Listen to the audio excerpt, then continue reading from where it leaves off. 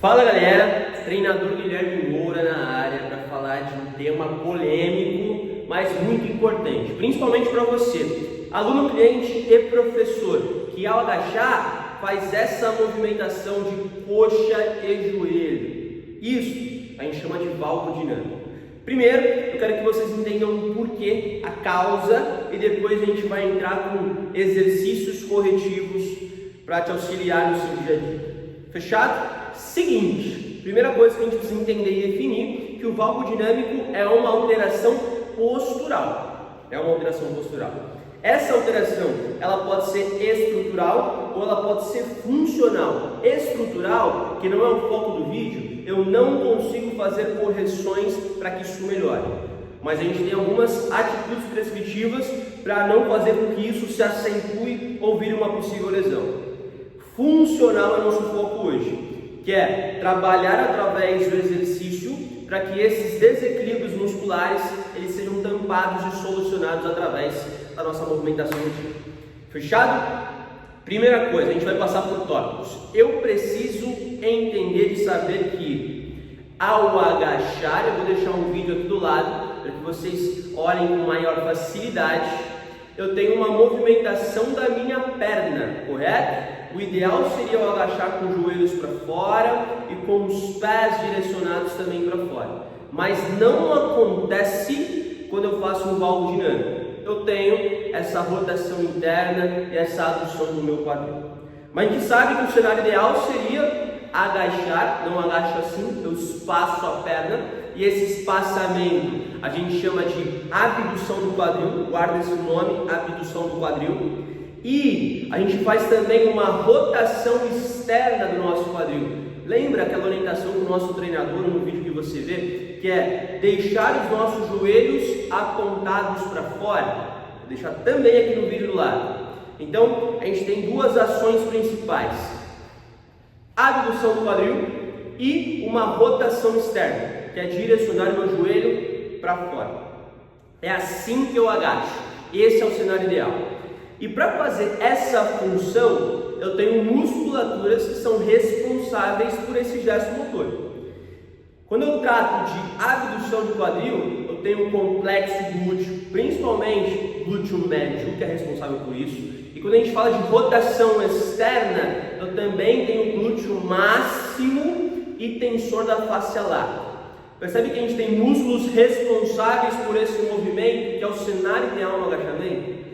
Se eu não consigo sustentar essa posição, eu tenho uma tendência de movimento para dentro, o que significa? Que a minha musculatura que era para ser exigida não está conseguindo cumprir a função. Ou seja, a gente tem um déficit muscular. Então é sinal que a gente precisa trabalhar essas musculaturas de forma específica. Lembra? Complexo do glúteo, principalmente glúteo médio, e rotadores externos. Então a gente tem tensor da face lata e glúteo máximo. Eu vou deixar dois exercícios aqui, onde a gente vai precisar no primeiro de uma mini bend, onde a gente vai posicionar nosso joelho de forma levemente flexionada, que é uma posição favorável para exigir principalmente das partes posteriores do nosso glúteo médio. E eu vou deixar essa mini bend nos pés e não no joelho ou acima dele. E tem um espaço onde eu consiga movimentar de forma lateral e sem deixar que os meus pés eles se unam, onde eu perco a função do elástico. Então sempre mantendo um espaçamento considerável para a gente deixar esse elástico tensionado. O segundo exercício ele vai ser numa prancha lateral, que a gente chama de side plank clamshell. Por que eu gosto desse exercício? Porque além de trabalhar essas musculaturas que são altas para a gente está em deficiência, a gente trabalha de forma dinâmica um lado, ok? E o outro lado ele pressiona o chão também, fazendo uma abdução de quadril, só que de forma isométrica. Tá? A ciência é muito clara para a gente, quando se trata de movimento, trabalhar de forma dinâmica, a gente tem maiores ações de força e hipertrofia do que de forma isométrica. Isso significa que a gente chama de trabalhar de forma isométrica? Não. Então, trabalhamos de forma dinâmica e também isométrica como complemento. Beleza? Guarda aí, eu quero que vocês repliquem isso no dia de vocês. Fazendo passadas laterais com o joelho levemente flexionado com os mini bends no pé e side plank clamshell, prancha lateral com abdução de forma dinâmica de um lado e de forma isométrica o outro lado sustenta. Ótimo! A gente conseguiu solucionar nossa primeira dificuldade, que são abdutores de quadril com deficiência e rotadores externos do nosso quadril. Agora, a nossa meta é entender esse movimento que acontece, o porquê que acontece, que é uma possibilidade. Lembra que ao agachar, eu aproximo minha coxa. O que esse movimento lembra para vocês? Não lembra uma cadeira adutora?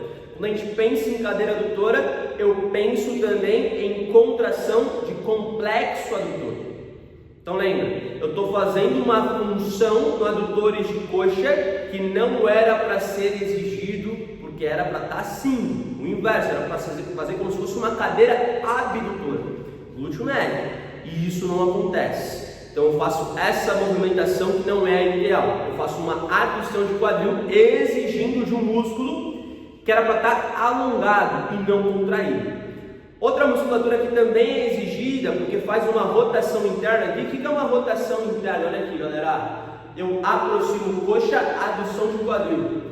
Rotação interna é quando eu faço esse movimento, ó. O meu joelho, em vez de estar para frente, ó, ele vira para dentro. É isso que acontece. É a associação de uma adução de quadril, aproximação de coxa, e os meus joelhos eles direcionam entre si. E é isso que é considerado um valgo dinâmico. Então essas musculaturas eu preciso alongar, fazer o inverso, porque não quero tensão deles ao agachar, não quero que isso aconteça, eu quero que elas alonguem.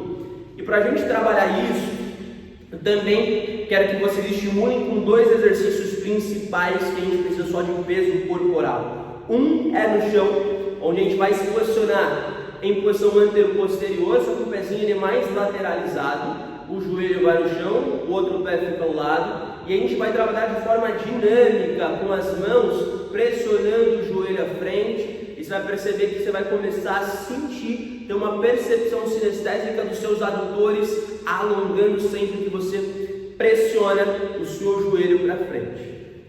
Outro exercício que a gente vai trabalhar também é no chão, e esse eu falo, um dos melhores exercícios. Se você não estiver sentindo, é maluquice. Você vai apoiar com o seu antebraço primeiro. Depois de apoiar com o seu antebraço, você vai posicionar os seus pés mais abertos do que a linha do seu joelho, ok? E você vai fazer um movimento dinâmico do seu tronco indo à frente e do seu tronco indo atrás. A meta é que o seu glúteo ele se aproxime o máximo possível do chão. Se você perceber que o seu movimento está limitado, que ele não tem muito arco de movimento, percurso, é sinal de que você tem uma flexibilidade dos adutores, do complexo adutor, muito limitada e restrita. A gente precisa trabalhar isso para a gente alongar essa região.